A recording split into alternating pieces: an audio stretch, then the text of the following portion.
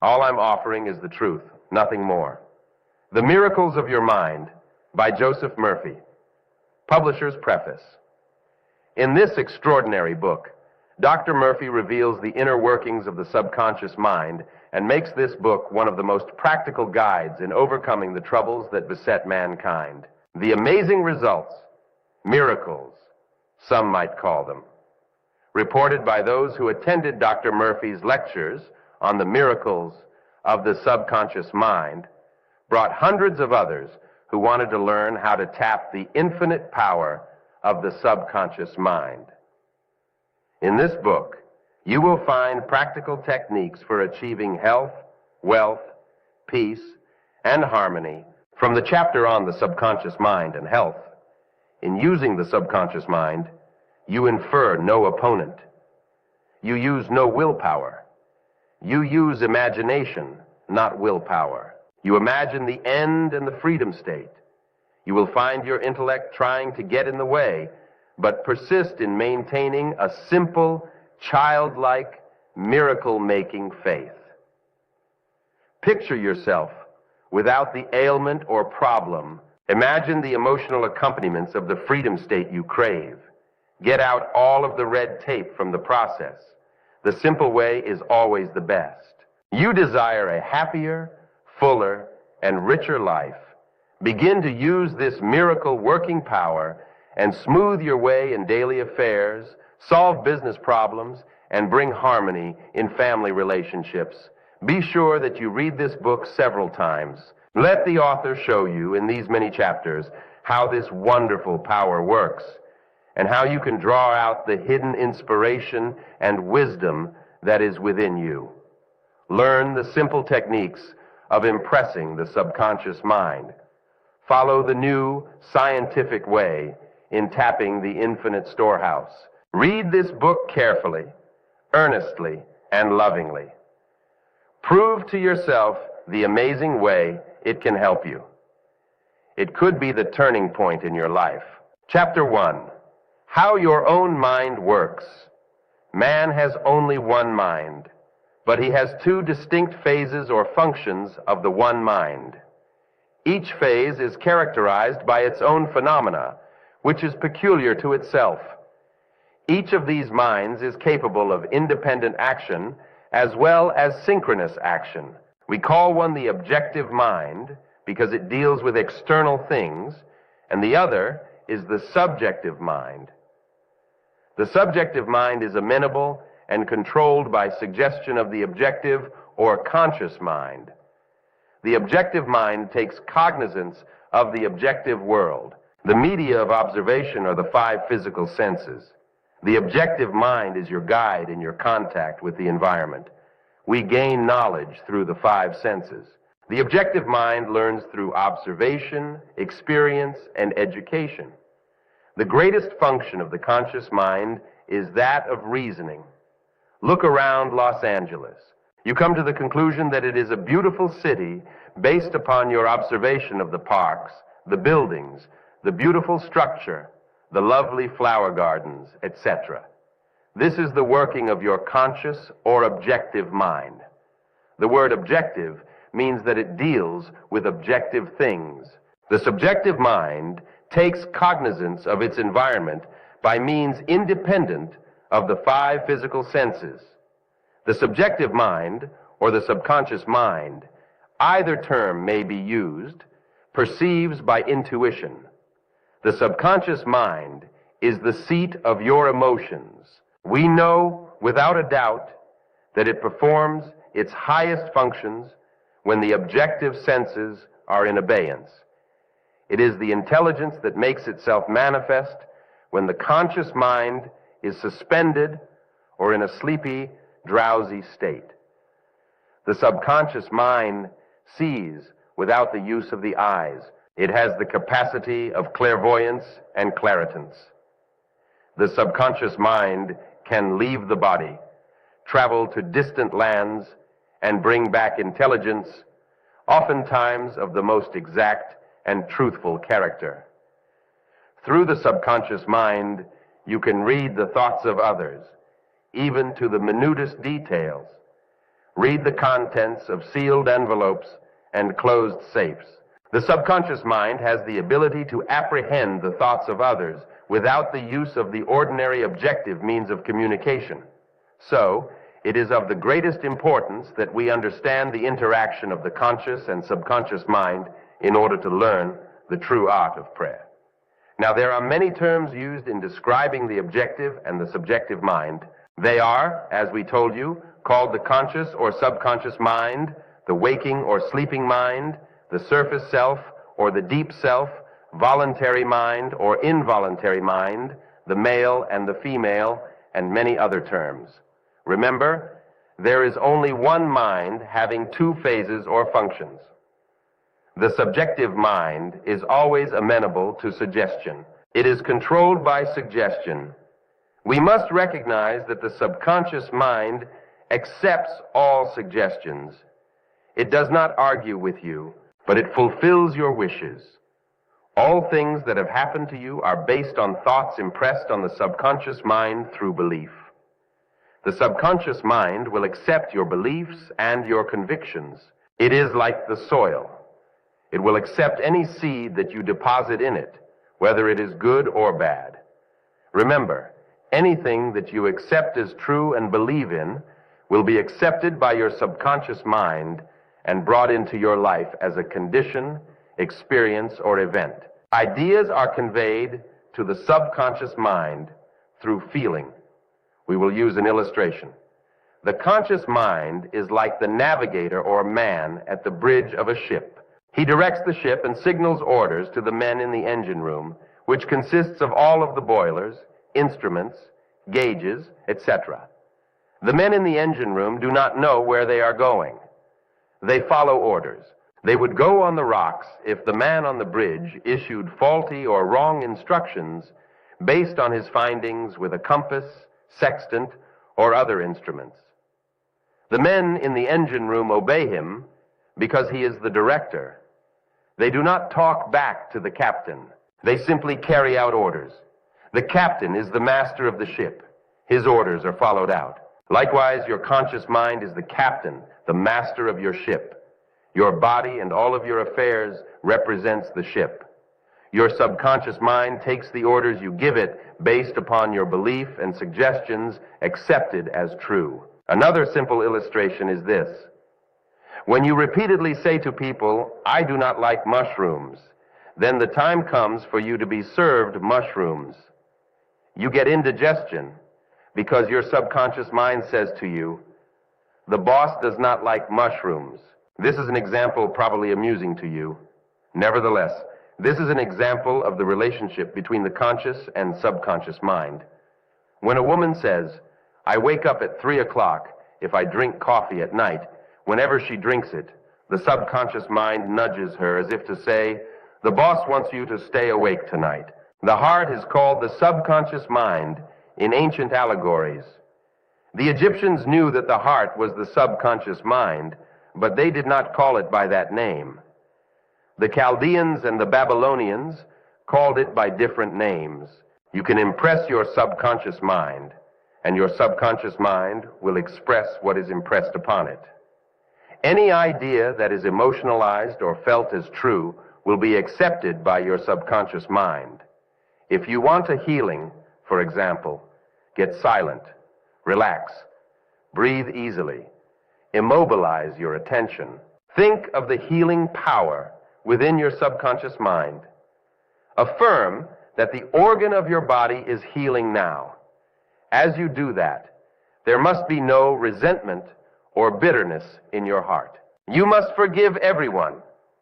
You can repeat this healing process 3 or 4 times daily. Remember that your subconscious mind made the body and can heal it also. People are constantly affirming the healing of an organ or a part of their body. Then 10 or 15 minutes afterwards, they say, "Oh, I'm getting worse. I'll never be healed. I am incurable." This mental attitude or these negative statements neutralize the previous positive affirmation. If a surgeon operated on you, cut out your appendix, and in the next few minutes ran back and opened you up again to see how you were getting along, then a half hour later ran back and opened you up again, He would probably kill you by poisoning. You kill or prevent your healing by using negative statements. There is a subconscious mind within you. You should learn how to use it in the same manner as a man learns to use electricity. Man controls electricity with wires, tubes, and bulbs, plus his knowledge of the laws of conductivity and insulation, etc. We must learn about the tremendous power and the intelligence within us and use it wisely. Many men are beginning to realize the true importance of the subconscious mind. In business, many men are using it to achieve success and promotion. Edison, Ford, Marconi, Einstein, and many others have used the subconscious mind. It has given to them the insight and the know-how for all of their great achievements in science, industry, and art. Research has shown that the ability to bring into action the subconscious powers has determined the success of all of the great scientific and research workers. There is a tremendous dynamo within you, and you can use it. You can also be completely released from tension and frustration. You can discover the abundant energy within you, enabling you to energize and vitalize all parts of your body. We are told, for example, that Albert Hubbard declared that his most important ideas came while he was relaxed, or working in the garden, or going for a walk. The reason being, when the conscious mind is relaxed, the subjective wisdom comes to the fore. There are oftentimes inspirational uprushes when the conscious mind is completely relaxed.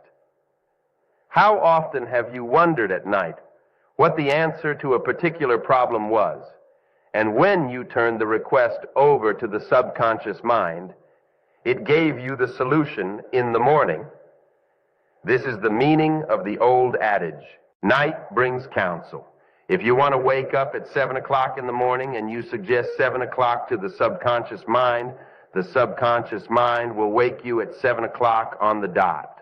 A mother may be nursing a sick child and she falls asleep. But before she goes to sleep, she suggests to the subconscious mind that she will awaken if the child's temperature goes up, or when it needs medicine, or perhaps cries. There may be a thunderstorm going on while the mother sleeps, yet she is not awakened by the storm. However, when the child cries, she is immediately awakened. This is a simple function of the subconscious mind. Chapter 2. The subconscious mind and health. The subject of mental therapeutics is creating a widespread interest all over the world at the present time. Man is gradually awakening to the healing powers resident in his subconscious mind. It is a well-known fact that all of the various schools of healing effect cures of the most character. The answer to all of this is that there is one universal healing principle, namely the subconscious mind, and one process of healing, which is faith. This is why Paracelsus stated this great truth. Whether the object of your faith be real or false, you will nevertheless obtain the same effects. It is an established fact that cures have taken place in various shrines throughout the world, such as in Japan, India, Europe, and the American continent. You will find many widely differing theories, each presenting indubitable evidences of healing. Obviously, to the thinker, there must be some underlying principle common to them all. Regardless of the geographical location or the means used, there is only one healing principle, and the process of every healing is faith. The first thing to remember is the dual nature of your mind. The subconscious mind is constantly amenable to the power of suggestion. Furthermore, the subconscious mind has complete control of the functions, conditions, and sensations of your body. I venture to believe that all of the readers of this book are familiar with the fact that the symptoms of almost any disease can be induced in hypnotic subjects by suggestion. For example, a subject in the hypnotic state can develop a high temperature, flushed face, or chills according to the nature of the suggestion given. By experiment, you can suggest to the person that they are paralyzed and cannot walk. It will be so. Pain can also be induced in any part of the body. By illustration, you can hold a cup of cold water under the nose of the hypnotic subject and tell him, "This is full of pepper. Smell it." He will proceed to sneeze. What do you think caused him to sneeze, the water or the suggestion? If a man says he is allergic to timothy grass, you can place a synthetic flower or any empty glass in front of the nose of such a person in a hypnotic state and tell him it is timothy grass. He will portray the usual allergic symptoms. This indicates that the cause of the disease is in the mind. The healing of the disease can also take place mentally.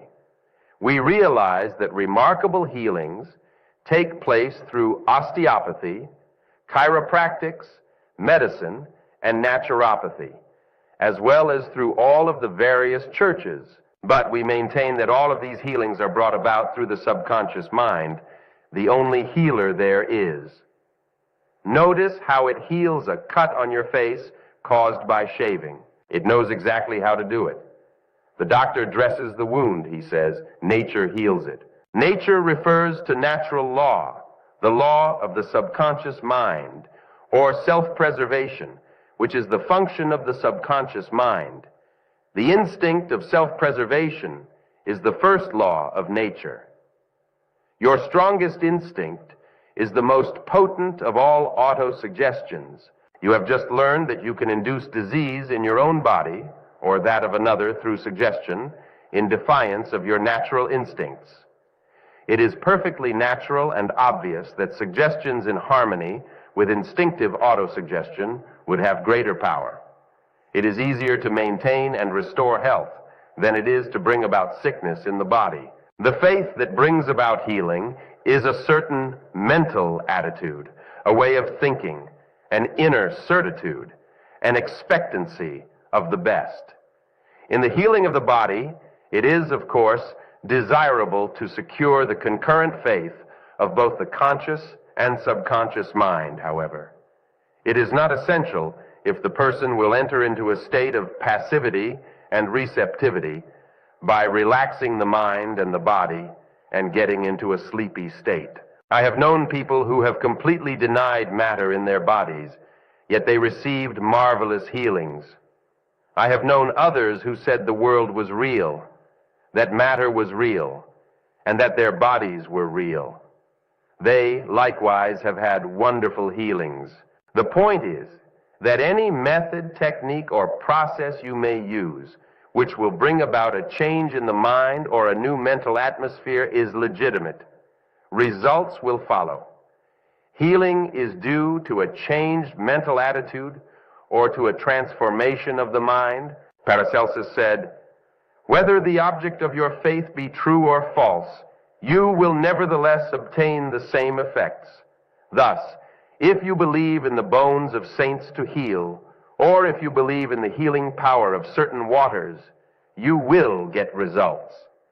Because of the powerful suggestion given to your subconscious mind, it is the latter that does the healing.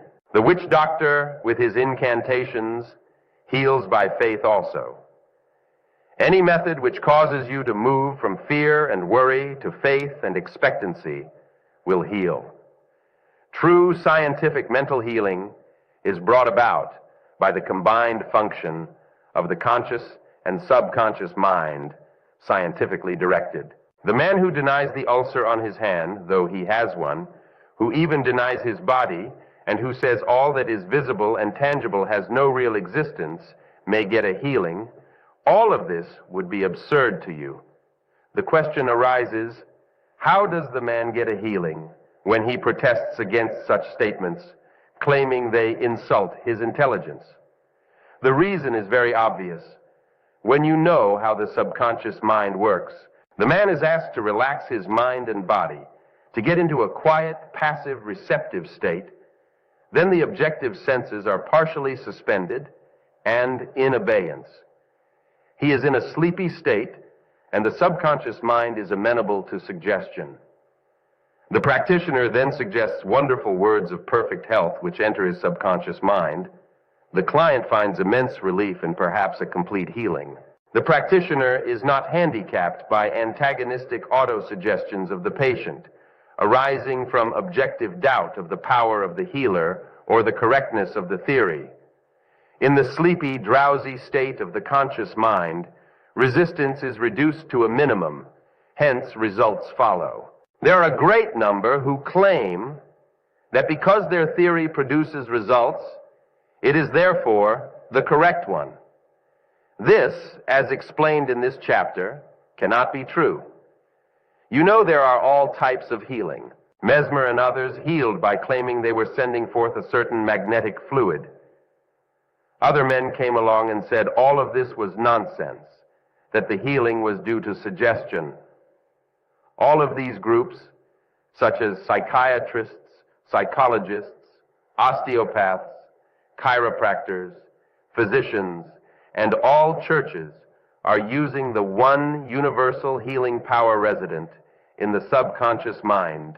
Each may proclaim the healings are due to their theory. The process of all healing is a definite positive mental attitude, an inner certitude or a way of thinking called faith.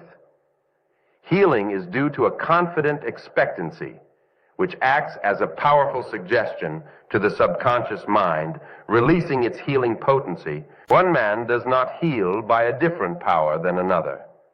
It is true he may have his own theory and method. There is only one process of healing, and that is faith. There is only one healing power, namely your subconscious mind. Select the theory and method which you prefer.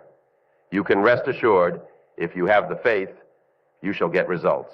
In the Los Angeles Examiner some time ago, John McDowell described tests being conducted in prayer therapy at Redlands University under the title, Psychosomatic Tests Bear Prayer's Power. He writes as follows: Dr. William R. Parker, 37-year-old director of the clinic, today revealed for the first time that early results of prayer therapy in a group of 20 arthritic, tubercular, ulcer, and speech impediment patients have been favorable. These patients, who agreed to practice prayer therapy, in addition to the university clinic's regular group psychological therapy, have been making greater progress than the clinic's regular patients. Dr. Parker said, for example, a stomach ulcer patient, relying solely on prayer and group therapy, has reported that, for the last 3 weeks, all symptoms of his ailment have disappeared. A Redlands University professor, afflicted most of his life with a severe case of stuttering, which years of various treatments failed to correct, today has no trace of speech impediment after 6 months of prayer therapy. Another teacher, forced into retirement a year ago because of tuberculosis, is now back at his teaching job, apparently cured. This man's doctor, a tuberculosis specialist, recently gave him a sputum test, Dr. Parker said. The test turned up negative, and the doctor was certain a mistake had been made. He immediately made another test, and that was negative too. Dr. Parker, a doctor of psychology, not medicine, stresses that prayer therapy is no quackish miracle cure-all, but a scientific approach to prayer and its effect on the subconscious mind. The subconscious mind, in the eyes of the still pioneering psychosomatic medicine world, is the fountainhead of many of mankind's afflictions, including arthritis, asthma, hay fever, multiple sclerosis, tuberculosis, ulcers, and high blood pressure. The psychosomatic theory, hotly disputed by the medical profession, is that such ailments start as functional disorders in the subconscious and develop into organic disease, which doctors treat by attacking the symptoms rather than the cause. Prayer therapy, according to Dr. Parker, is a psychosomatic attempt to attack the causes of these disorders in the subconscious. 4 basic personality difficulties are at the root of everything that goes wrong in the subconscious mind, Dr. Parker said. They are fear, hate, guilt, and inferiority. In the Redlands prayer therapy experiments, these basic difficulties are first ferreted out through a series of standard psychological tests given to patients participating in the project. Subsequently, the patients meet in a 90-minute group session once a week to discuss their problems. At these meetings, each patient is given a sealed envelope containing information on one detrimental aspect of his or her personality uncovered in the tests. Once at home, the patients open the envelopes, learn a new undesirable phase of their personality, and resolve that particular difficulty in prayer daily until the next group meeting. There is only one must. Each patient is required to pray regularly each night before he or she retires. We insist on a prayer at that time because the last thing that a person is thinking before going to sleep is most likely to penetrate to the subconscious, Dr. Parker said. Dr. Parker, who first tried out his prayer theories on himself during an onset of ulcers 3 years ago, said most of the patients have to be taught how to pray. The clinic's prayer therapy patients are taught a positive approach to prayer, stressing love and an uplifting concept of God and the universe. Our prayers are not a begging for health, but are affirmations of the healing of the unhealthy element the patient wants to attack, stated in such a positive, repetitious manner that eventually it sinks into the subconscious and becomes a part of that person, Dr. Parker said.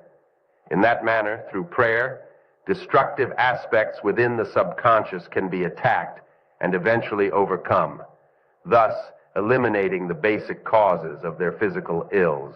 In the Wilshire Evil Theater, where I speak to an overflow audience each Sunday, we have a period called the Healing Silence. The first thing I do is ask the audience to relax, let go, and to stop the wheels of their mind.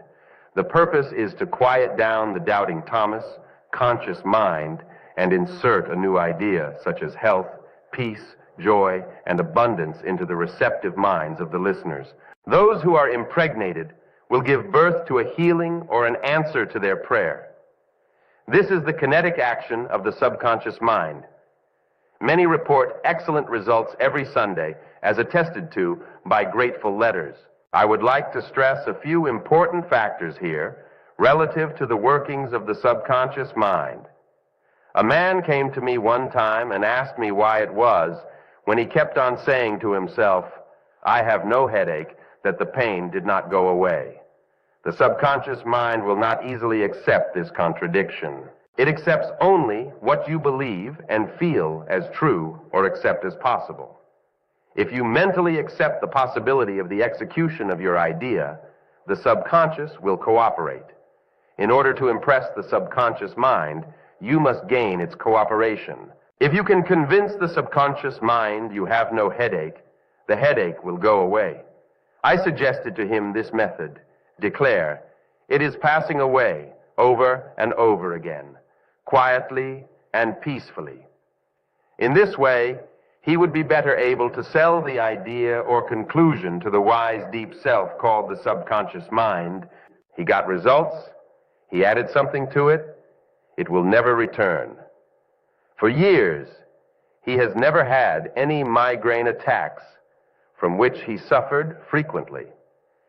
He had a belief or an expectancy that every Tuesday and Saturday morning he would get migraine attacks. This feeling acted as an auto-suggestion to his subconscious mind. The latter obliged him by seeing to it that he would have a headache at the time specified. It simply said, "It is Tuesday morning. The boss wants a headache."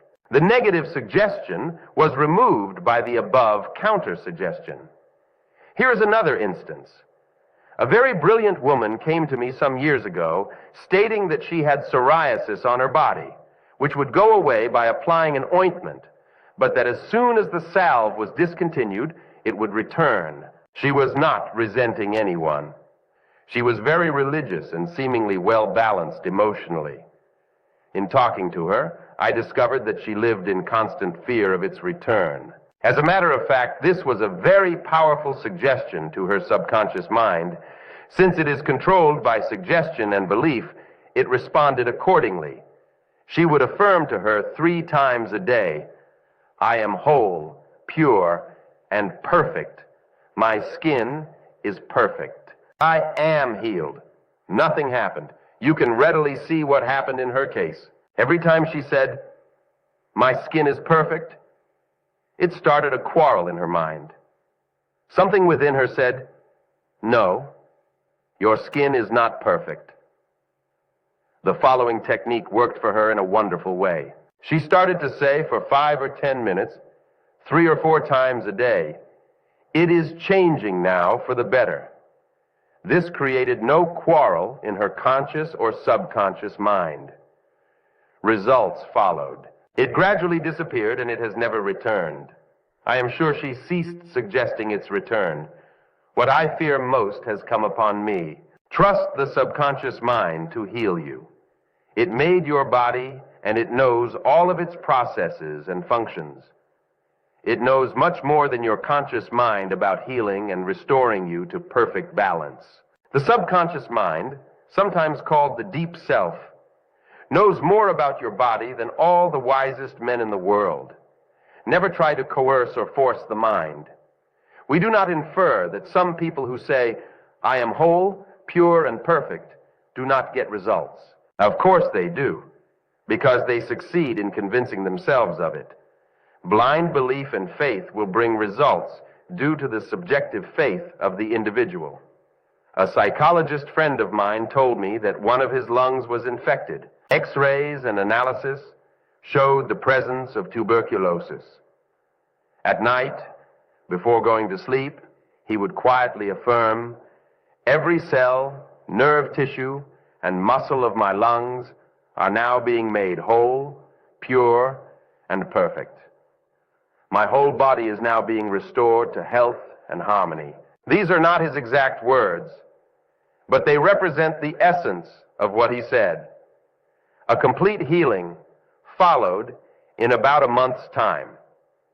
Subsequent X-rays showed a perfect healing. I wanted to know his method, so I asked him why he repeated the words prior to sleep. Here is his reply. The kinetic action of the subconscious mind continues throughout your sleep time period. Hence, give the subconscious mind something good to work on as you drop off into slumber. This was a very wise answer. In suggesting harmony and health, he never mentioned his trouble by name. I strongly suggest that you cease talking about your ailments or giving them a name. The only sap from which they draw life is your attention and fear of them. Like the above-mentioned psychologist become a good mental surgeon, then your troubles will be cut off like dead branches or pruned from a tree. If you are constantly naming your aches and symptoms by the law of your own mind, these imaginings tend to take shape, greatly feared. A technique of impressing the subconscious mind is as follows. This consists essentially in inducing the subconscious mind to take over your request as handed it by the conscious mind. This passing over is best accomplished in the reverie-like state. Know that in your deeper mind is infinite intelligence and infinite power. Just calmly think over what you want. See it coming into fuller fruition from this moment forward. Be like the little girl who had a very bad cough and sore throat. She declared firmly and repeatedly, it is passing away now. It is passing away now. It passed away in about an hour. Use this technique with complete simplicity and naivete. In using the subconscious mind, you infer no opponent. You use no willpower. You use imagination, not willpower. You imagine the end and the freedom state. You will find your intellect trying to get in the way, but persist in maintaining a simple, childlike, miracle-making faith. Picture yourself without the ailment or problem. Imagine the emotional accompaniments of the freedom state you crave. Cut out all red tape from the process. The simple way is always the best. Remember that your body possesses an organic mechanism reflecting the interplay of the conscious and subconscious mind, viz. the voluntary cerebrospinal nervous system and the involuntary nervous system. These two systems may work separately or synchronously. The vagus nerve connects the two systems in the body. When you study the cellular system and the structure of the organs, such as eyes, ears, heart, liver, bladder, etc., you learn they consist of groups of cells which possess a group intelligence, whereby they function together and are able to take orders and carry them out in deductive fashion at the suggestion of the mastermind, conscious mind. This is why the group intelligence of the lungs responded to the constructive, positive suggestions of the psychologists previously mentioned in this chapter. In this book, our purpose is to remove the mystery of the workings of the mind in order to know better its modus operandi.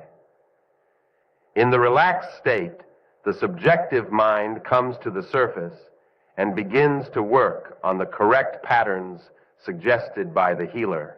The kinetic action of the mind comes into play by way of the vagus nerve. Between sleeping and the waking state, the mind breaks through from its material thraldom and the limitations of time and space and asserts its innate freedom. Dr. Evans, a student of Quimby, was able to suspend the conscious mind and by an interior illumination attended with no loss of consciousness of external surroundings, was able to diagnose disease. Clairvoyance is one of the powers of the subconscious mind which enabled Quimby, Dr. Evans, and many others to clearly see the internal structure of man, the nature and extent of the disease, plus the cause behind it. This proved a great aid in their healing of patients. The explanation of the mental and emotional cause of their ailments was the solution in most cases. The usual procedure is as follows. 1. Take a look at the problem. 2. Then turn to the solution or way out known only to the subconscious mind. 3. Rest in a sense of deep conviction that it is done. Do not weaken your treatment by saying, "I hope so," or "it will be better." The cellular setup of your body will follow faithfully and honestly whatever blueprint the conscious mind hands over to them via the subconscious, sometimes called subjective or involuntary mind. Your feeling about the work to be done as the boss. Know that health is yours, harmony is yours. Become intelligent by becoming a vehicle for the infinite healing power of the subconscious mind. The reasons of failure are lack of confidence and too much effort. Suggest to the subconscious mind to the point of conviction. Then relax. Get yourself off of your hands. Say to conditions and circumstances, "This too shall pass." Through relaxation, you impress the subconscious mind, enabling the kinetic energy behind the idea to take over and bring it into concrete realization. A careful study of the single-celled organism shows us what goes on in our complex body. Though the monocellular organism has no organs, it still gives evidence of mind action and reaction performing the basic functions of movement, alimentation, assimilation, and elimination. Dr. Alexis Carroll's findings in heart experiments of chicks are significant, pointing to the basic finding that life functions despite the lack of organism. The body of man portrays the workings of his inner mind. Our real powers are resident in the subconscious mind. No one knows all of the workings of the subconscious mind, for it is infinite in its scope. We learn what we can about how it works. Then we use it accordingly. People say there is an intelligence which will take care of the body if we let it alone.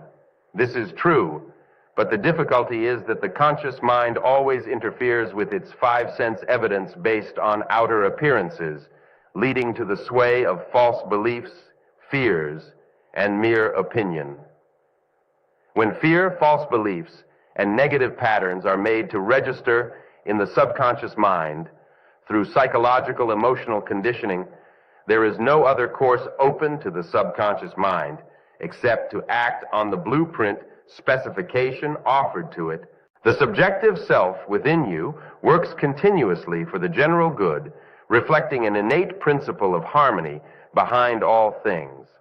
Study the works of Edison, Carver, Einstein, and many others who, without too much outer education, knew how to tap the subconscious mind for its manifold treasures. Have a reason for the faith in you. You cannot get very far if you do not believe in what you do not see. I do not see love, but I feel it. I do not see beauty. I see it manifested. Subjective faith is often greater in a puny body of a garret-loving poet than in the stronger frame of a prize fighter. Our greatest failing is a lack of confidence in the powers of the subconscious mind. Get acquainted with your inner powers. Of what use is it to know in principle that you are perfect if you cannot bring it out? Self-realization plus feeling is the only key to healing. To get results is no proof your method is scientific or sound. I knew a man who was told to wave a rabbit's foot around his head 7 times and a big wart would fall off. He believed it, and the result followed. The rabbit's foot had nothing to do with it. It was due to a law of mind. Mental acceptance and belief were the causes, and the disappearance of the wart was the effect. If you are tense and anxious, the subconscious mind will pay no attention to you in a tough situation. A house owner once remonstrated with a furnace repairman for charging $200 for fixing the boiler. The mechanic said, "I charge 5 cents for the missing bolt and $195 for knowing what was wrong." Similarly, your subconscious mind is the master mechanic, the all-wise one, who knows ways and means of healing any organ of your body as well as your affairs. Decree health and the subconscious mind will establish it, but relaxation is the key. Easy does it. Do not be concerned with details and means, but know the end result. Get the feel of the happy solution of your problem, whether it is health, financial, or employment, etc. Remember how you felt after you had recovered from a severe state of illness. Bear in mind that the feeling is the touchstone of all subconscious demonstration. Your new idea must be felt subjectively in a finished state, not in the future, but as now coming about.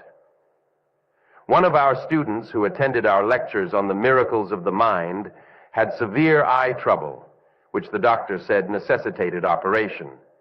He was instructed how to use the Nancy School technique, take a little phrase or affirmation, easily graven on the memory, and repeat it over and over again like a lullaby. Each night, this man, as he went to sleep, entered into the drowsy, meditative state, the state akin to sleep. His attention was immobilized and focused on his eye doctor. He imagined the doctor was in front of him, and he plainly heard, or imagined he heard the doctor saying to him, "A miracle has happened." He heard this over and over again every night for perhaps 5 minutes or so before going to sleep. At the end of 3 weeks, he went to the ophthalmologist who had previously examined his eyes, and he said to this client, "This is a miracle." What happened? He impressed his subconscious mind using the doctor as an instrument or a means of convincing or conveying the idea. Through repetition, faith, and expectancy, he impregnated the subconscious mind. The subconscious mind made the eyes. Within it was the perfect pattern, and immediately it proceeded to heal the eyes. This is another example of the miracles of your mind. Chapter 3. The subconscious mind and alcoholism. The alcoholic is mentally ill, and he needs a mental overhauling. The problem drinker, the compulsive drinker, or the habitual drinker does not drink normally. The problem drinker is the chronic alcoholic. He drinks for days, weeks, and even months at a time.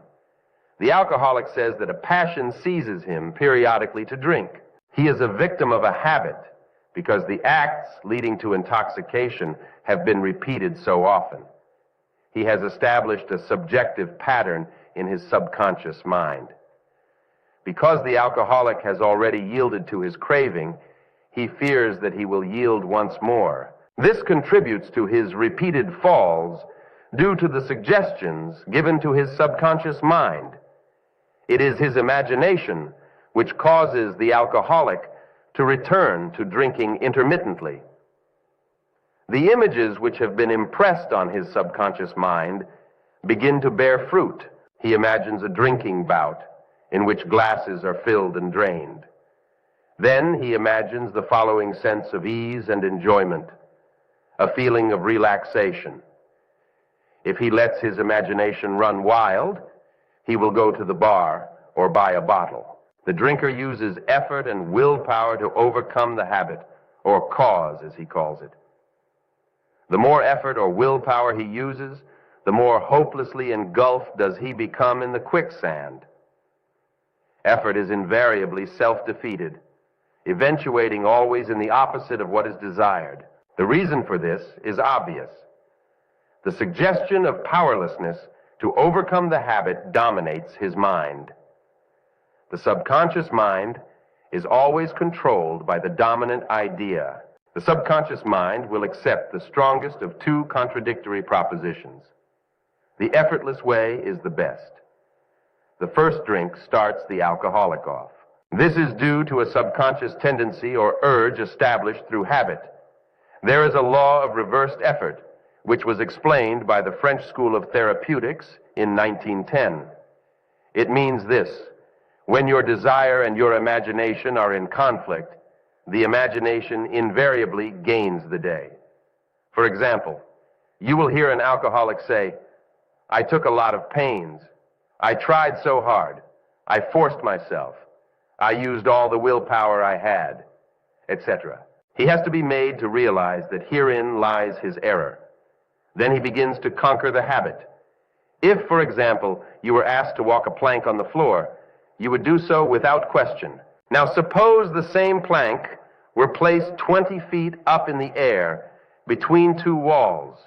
Would you walk it? Your desire to walk it would be counteracted by your imagination, your fear of falling. The dominant idea would conquer. Your desire, will, or effort to walk would be reversed, and the dominant idea of failure would be reinforced.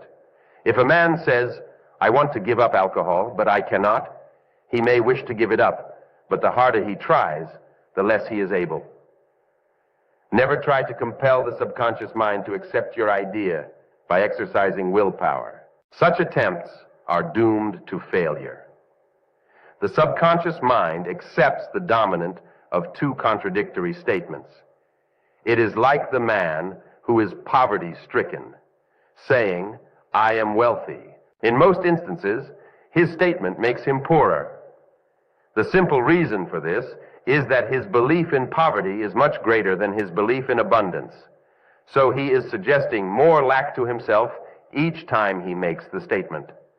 This illustrates the law of reversed effort. In other words, the opposite result from that which was intended follows. In using the subconscious to heal alcoholism, you must engage its cooperation. The subconscious mind will accept your feeling, your belief, or your conviction. The alcoholic avoids the conflict which arises in his mind by using the sleeping technique. By entering into a sleepy, drowsy state, effort is reduced to a minimum. The conscious mind is submerged to a great extent when in a sleepy state. The best time to impregnate the subconscious mind, as the French school pointed out in 1910, is prior to sleep. The reason for this is that the highest degree of outcropping of the subconscious occurs just prior to sleep and just after we awaken. In this state, the negative thoughts which tend to neutralize your desire and so prevent acceptance by the subconscious no longer present themselves. Here is a simple method a chronic alcoholic for 40 years used. I wrote this out for him. Assume a comfortable posture, relax your body, and be still. Get into a sleepy state, and in that sleepy state say quietly, over and over again as a lullaby, "I am completely free from this habit. Sobriety and peace of mind reign supreme." Repeat the above slowly, quietly and lovingly for 5 or 10 minutes, night and morning. At the end of 3 weeks, he lost all desire to drink. Each time he repeated the above statement, its emotional value became greater. When the urge came, he repeated the above formula out loud to himself. By this means, he induced the subconscious to accept his idea, and a healing followed. I remember treating an alcoholic in Rochester, New York, some years ago. He said to me, I had not had a drop in 6 months, and I was congratulating myself. All my friends were patting me on the back, telling me what wonderful willpower I had. Then, he added, an uncontrollable urge seized me, and I have been drunk for 2 weeks. This had happened time and again with this man. The effort of his will suppressed his desire temporarily, but his continued effort to suppress made matters worse. His repeated failures convinced him that he was hopeless and powerless in controlling his urge or obsession. This idea of powerless operated, of course, as a powerful suggestion to his subconscious, increased his impotence, and made his life a wreck. I taught him how to harmonize the function of the conscious and subconscious mind. When the two cooperate, the idea or desire is realized. His reasoning mind admitted that if he had been conditioned negatively, he could be conditioned positively. His mind entertained the idea that he could succeed. He ceased thinking of the fact that he was powerless to overcome the habit. Moreover, he understood clearly that there was no obstacle to his healing other than his own thought. Therefore, there is no occasion for great mental effort or mental coercion. To use force is to presuppose that there is opposition. When the mind is concentrated on the means to overcome a problem, it is no longer concerned with the obstacle. This man made a practice of relaxing his body, getting into a sleepy, drowsy, meditative state, then filling his mind with the picture of the desired end, knowing the subconscious would bring it about in the easiest way. He imagined his daughter congratulating him on his freedom, saying to him, "Daddy, it's wonderful to have you home." He had lost his family through drink. He was not allowed to visit them. His wife would not speak to him. Regularly, systematically, he used to sit down and meditate in the way outlined. When his attention wandered, he brought it back to the picture of his daughter with her smile, tonal qualities, and the scene of his own home. All this was a reconditioning of his mind. It was a gradual process. He kept it up. He persevered, knowing that sooner or later he would succeed in impregnating his subconscious with the mental picture.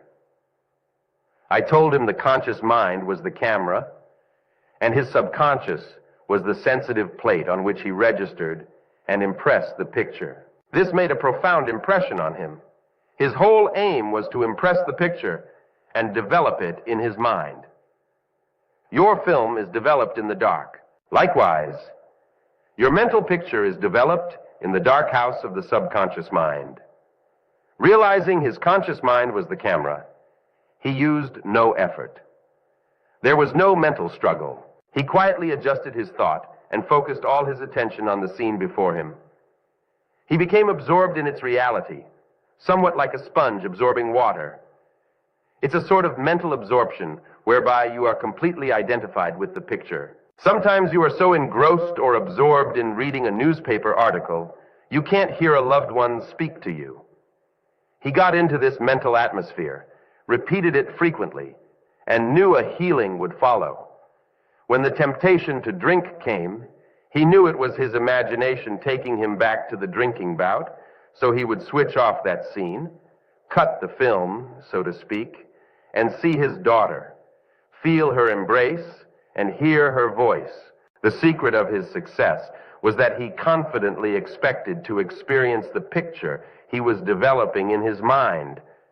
You are a ship, and thought is your helm. Change the direction of the helm, your thought. As a result, you change the direction of your ship. Get acquainted now with that infinite reservoir of strength and healing power within you, which is the subconscious mind. If you are an alcoholic, admit it. Do not dodge the issue. Many people remain alcoholics because they refuse to admit it. Your disease is an instability and inner fear. You are refusing to face life, and so you try to escape your responsibilities through the bottle. The interesting thing about an alcoholic is that he has no free will. He boasts about his willpower. The habitual drunkard says bravely, "I will not touch it anymore." But he has no power to back it up because he does not know where to locate it. The alcoholic is living in a psychological prison of his own making and is bound by his beliefs, opinions, training, and environmental influences. He is like most people, i.e., he is a creature of habit. He is conditioned to react the way he does. The alcoholic must build the idea of freedom and peace into his mentality so that it reaches his subconscious mind. The latter, being all-powerful, will free him from all desire for alcohol. Then the alcoholic, who has the new understanding of how his mind works, can truly back up his statements and prove it to himself. Your subconscious mind is conditioned by your beliefs and habits. If the alcoholic has a keen desire to free himself from the habit, he is 51% healed already. When he has a greater desire to give it up than to continue it, he will not experience too much difficulty in gaining complete freedom. The alcoholic must recondition his mind. There are ways and means of doing this. When you think good, good follows. When you think evil, evil follows. These are simple examples of laws of mind. If a man dwells and broods on sorrow, he meets sorrow and gloom in his outer experience. If he dwells on peace and good fortune in his business, it will prosper. To know the possibilities of such laws of mind is to be seized with a new inspiration and a new faith. The alcoholic learns that whatever thought he anchors his mind upon, the latter magnifies. If the alcoholic engages his mind on the concept of freedom, freedom from the habit and peace of mind, and if he keeps focused on this new attention, he generates feelings and emotions which gradually emotionalize the concept of freedom and peace. Whatever idea is emotionalized is accepted by the subconscious mind and brought to pass. The alcoholic must realize that something good can come out of his suffering. He has not suffered in vain. However, what good is it to continue to suffer? To continue as an alcoholic is only to bring about mental and physical deterioration and decay. Begin to say no to the urge now. Realize that the power in your subconscious mind is backing you up. Even though you may be seized with melancholia and the shakes, begin to imagine the joy and freedom that is in store for you. This is the law of substitution. Your imagination took in peace of mind. You will suffer a little bit, you to the bottle. Let it take you now to freedom, but it is for a constructive purpose. You will bear it like mother in the pangs of childbirth, and you will likewise bring forth a child of the mind. Your subconscious mind will give birth to sobriety. Your thinking controls you whether you know it or not. You are now fully aware of the fact that your subconscious mind accepts without question the thoughts you impress upon it. You can now begin to control your life. To discipline your mind means to think constructively and harmoniously. One time I read an article about Goethe. He was woe and tea to hold imaginary mental conversations with friends. For example, he would get still and quiet and imagine one of his friends answering him in the way he wanted, with characteristic gestures and tone of voice. He solved many of his problems that way. So can you. Many have asked me about their reason or cause for drinking to excess.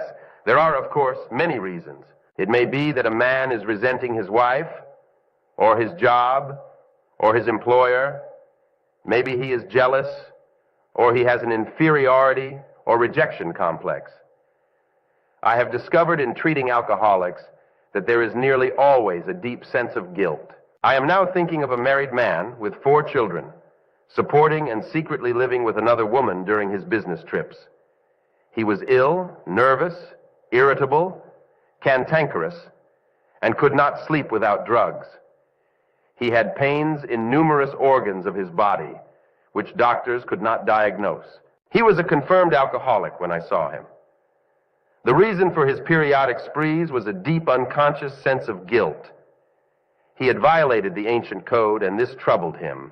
The religious creed he was brought up on was deeply lodged in his subconscious mind. He drank excessively to heal the wound of guilt. Some take morphine and codeine for severe pains. He was taking alcohol for the pain or wound of the mind. It is the old story of adding fuel to the fire. He listened to the explanation of how his mind worked. He faced his problem, looked at it, and gave up his dual role. He knew that his drinking was an unconscious attempt to escape. The hidden cause lodged in the subconscious had to be eradicated. Then the healing followed. When he began to look at his problem in the light of reason, it was dissipated. He began to use this treatment 3 or 4 times a day. My mind is full of peace, poise, balance, and equilibrium. The infinite power lies stretched in smiling repose within me. I am not afraid of anything in the past, the present, or the future. Infinite intelligence leads, guides, and directs me in all ways. I now meet every situation with faith, poise, calmness, and confidence. I am now completely free from the habit. My mind is full of inner peace, freedom, and joy. I forgive myself, then I am forgiven. Peace, sobriety, and confidence reign supreme in my mind. He repeated this frequently, knowing what he was doing and why he was doing it. Knowing what he was doing gave him the necessary faith and confidence. I explained to him that as he said these statements out loud, slowly, lovingly, and meaningfully, they would gradually sink down into his subconscious. Like seeds, they would grow after their kind. I explained to him that his subconscious mind was like a garden. By planting lovely seeds, he would reap a wonderful harvest. It is the nature of an apple seed to bring forth an apple tree. These truths, which he concentrated on, went in through his eyes. His ears heard the sound.